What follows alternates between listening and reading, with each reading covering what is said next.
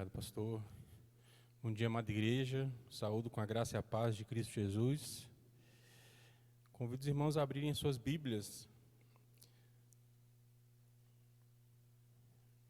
em Tiago 1, versículos 26 a 27. Dando continuidade aos devocionais no livro de Tiago.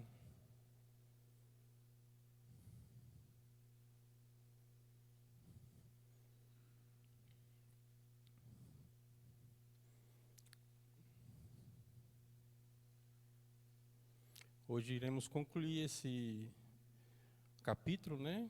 E esse bloco aí que começa a partir do 19 e finaliza nos versículos 26 a 27.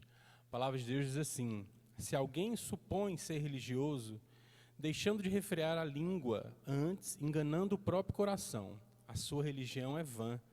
A religião pura e sem mácula para com o nosso Deus e Pai é esta: visitar os órfãos e as viúvas nas suas tribulações, e a si mesmo guardar-se incontaminado do mundo. A partir do verso 19, Tiago nos fala sobre a importância de ser praticante da palavra e não apenas ouvinte.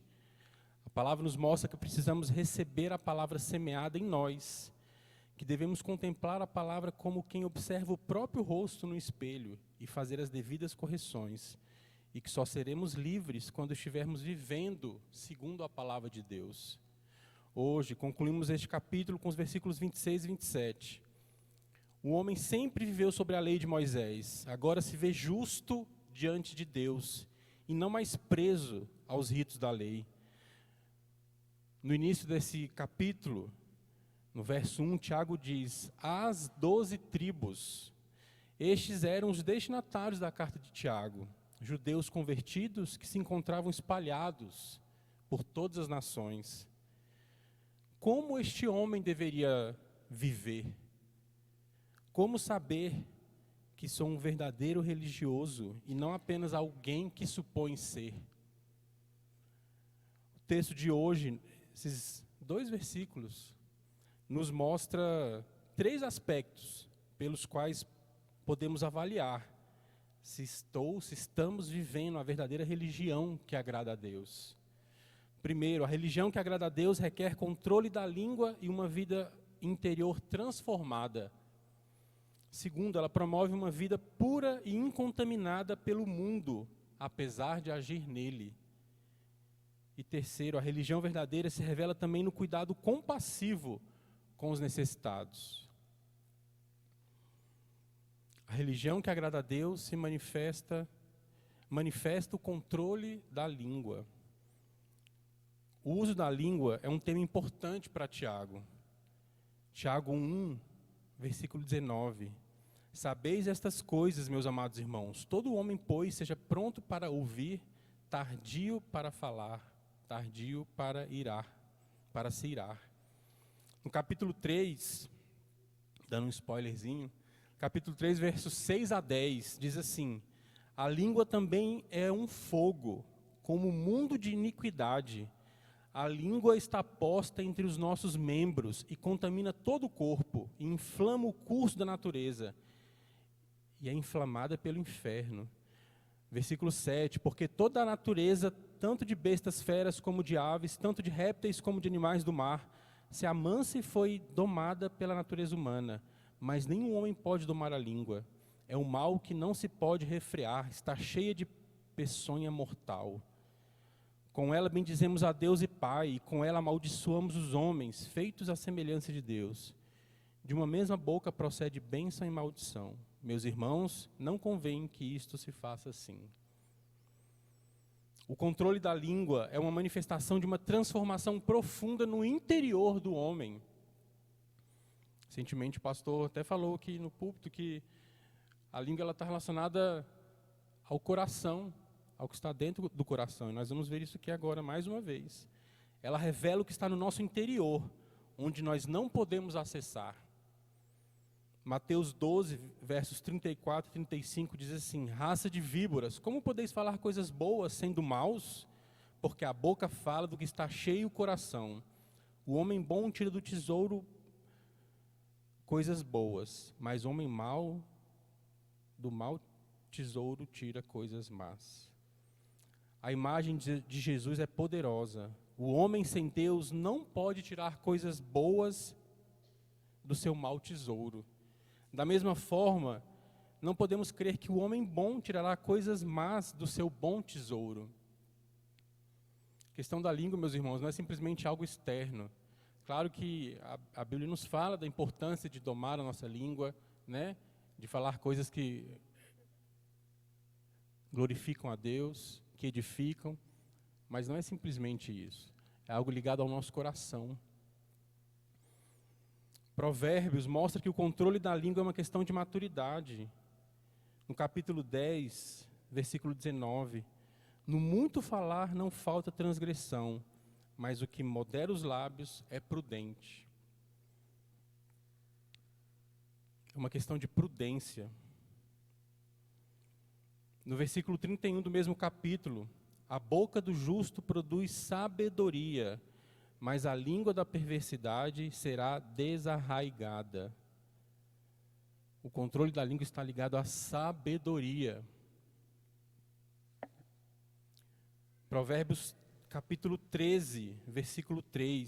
O que guarda a boca conserva a sua alma, mas o que muito abre os lábios, a si mesmo se arruína. O controle da língua está ligado à segurança. E nós sabemos que é Deus quem realiza essa mudança em nós. Olha o que diz em Salmo 141, versículo 3. Põe guarda, Senhor, a minha boca, vigia a porta dos meus lábios. O homem consegue, por seu próprio esforço, modificar o seu exterior. Até mesmo algumas realidades internas podem ser maquiadas pelo esforço humano. Mas é única e exclusivamente pela intervenção divina, por meio de Jesus Cristo e do Espírito Santo, que uma mudança verdadeira pode ocorrer. O verdadeiro religioso controlará a sua fala. Em Efésios 4, versículo 29, não saia da vossa boca nenhuma palavra torpe, e sim unicamente o que for boa para a edificação, conforme a necessidade, e assim transmita graça aos que ouvem. Falará o que agrada a Deus. Evitará também problemas causados pela fala. 1 Pedro 3, versículo 10. Pois quem quer amar a vida e ver dias felizes, refreie a língua do mal e evite que os seus lábios falem dolosamente. Olha quantas instruções Deus, através da sua palavra, nos alerta sobre o controle da língua, sobre os perigos da fala, da boca. Isso tudo nós temos visto ligado ao nosso coração, é um reflexo do nosso coração.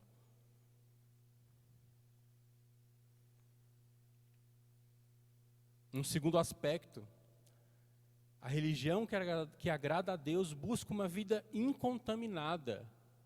Verso 27, desse primeiro capítulo de Tiago. Estamos no mundo. Deus não exige nossa renúncia do mundo como um todo. Em João 17, versículos 15 a 17. Não peço que os tires do mundo, e sim que os guardes do mal. Eles não são do mundo, como também eu não sou. Santifica-os na verdade. A tua palavra é a verdade. Cristo nos fala, não os tire do mundo. Temos uma obra a realizar neste mundo, mas não devemos nos contaminar com ele. Capítulo 4 do livro de Tiago, versos 4. Infiéis, não compreendeis que a amizade do mundo é inimiga de Deus? Aquele, pois, que quiser ser amigo do mundo, constitui-se inimigo de Deus. A amizade do mundo, ela é inimiga de Deus. Nós conhecemos a situação deste mundo. em Efésios 2, versículos 1 a 3.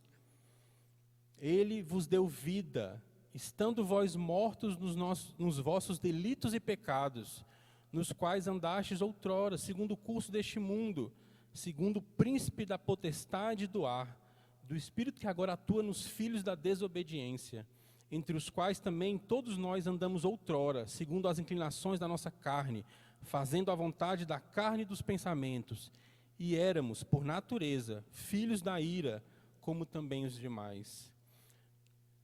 Queridos, nós fizemos parte disso um dia, mas não somos mais participantes deste sistema, deste mundo. Deus nos livrou dessa situação deplorável. E o texto de Efésios continua. Versículo 4. Mas Deus, sendo rico em misericórdia, por causa do grande amor com que nos amou, e estando nós mortos em nossos delitos, nos deu vida juntamente com Cristo. Pela graça sois salvos.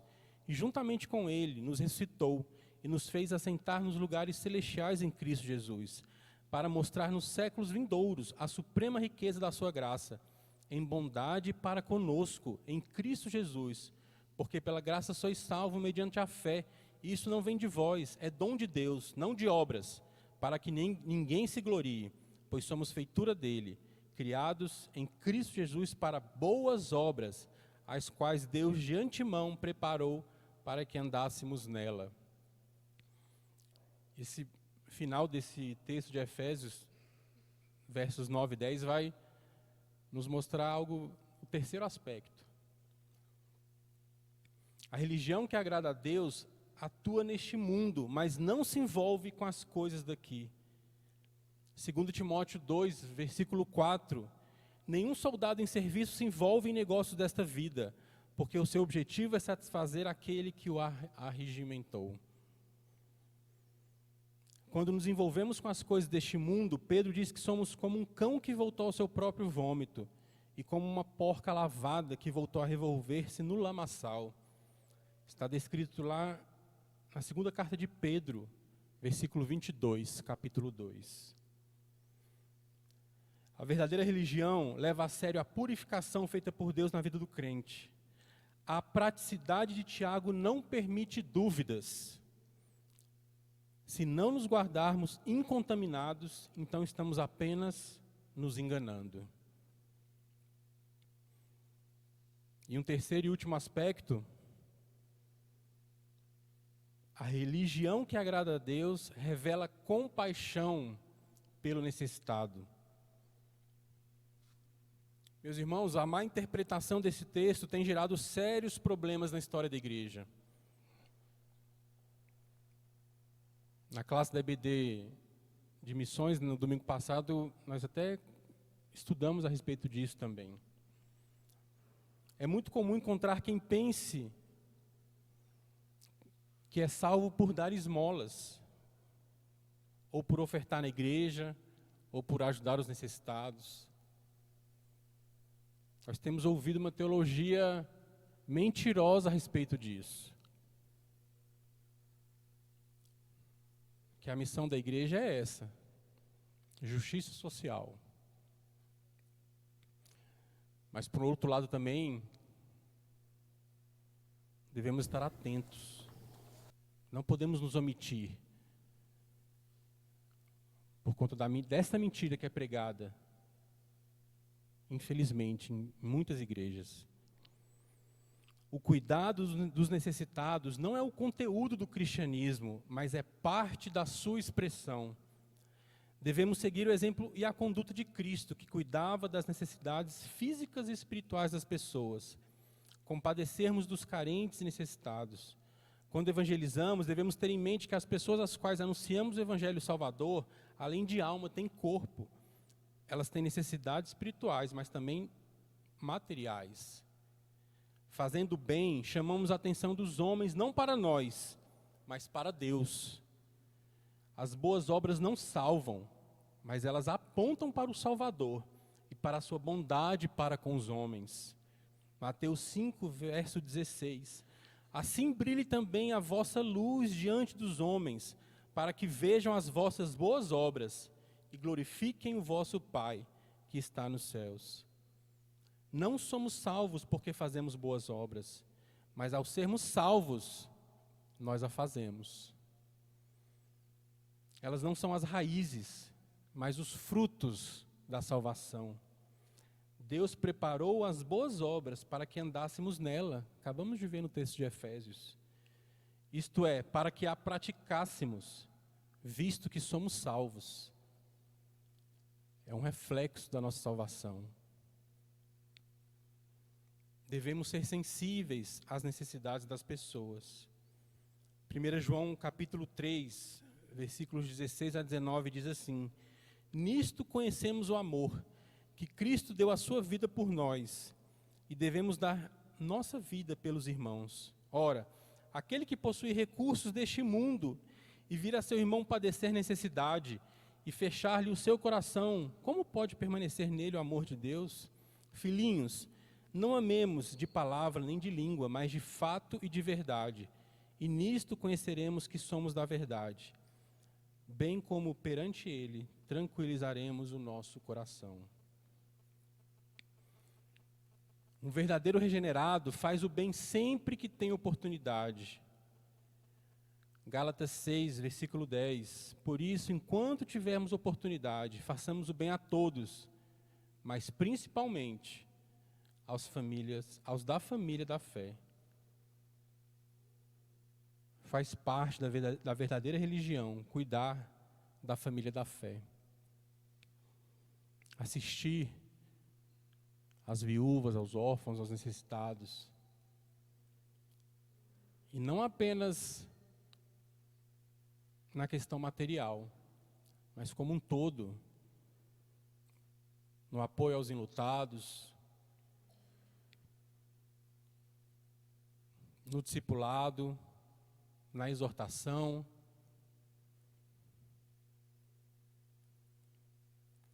Concluído, meus irmãos, os judeus convertidos ao cristianismo não eram os únicos a ter conflitos com relação ao que deveria abandonar e o que precisava manter na vida. Todos nós precisamos constantemente fazer esse tipo de avaliação a partir da palavra de Deus. Sua religião é verdadeira? Ou você tem se enganado? O que a sua língua te diz sobre isso? O que a sua vida te diz sobre isso? A sua relação com este mundo? Os seus desejos em relação às coisas deste mundo? O que tudo isso te diz sobre isso? E o seu coração? Temos cuidado dos nossos irmãos?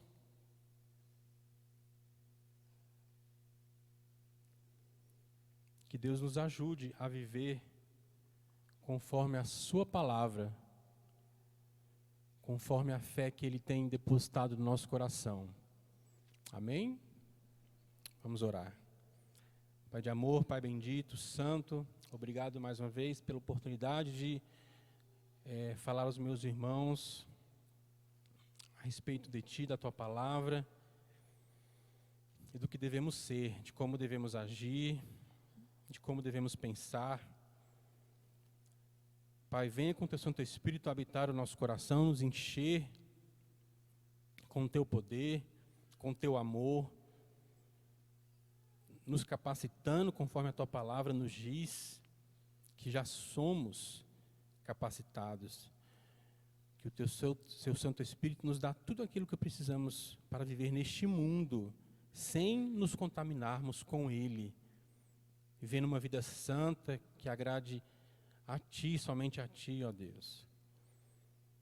Senhor Deus, tira o meu coração, ó Deus, a frieza do meu coração, olhar para um irmão que necessita de um olhar cuidadoso, compassivo.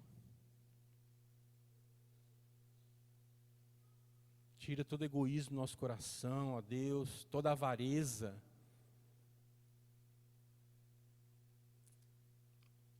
Em Em nome de Jesus, ó Deus, perdoa os nossos pecados.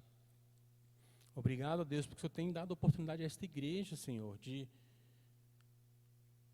assistir aqueles a quem tem necessidade, como foi feito essa semana.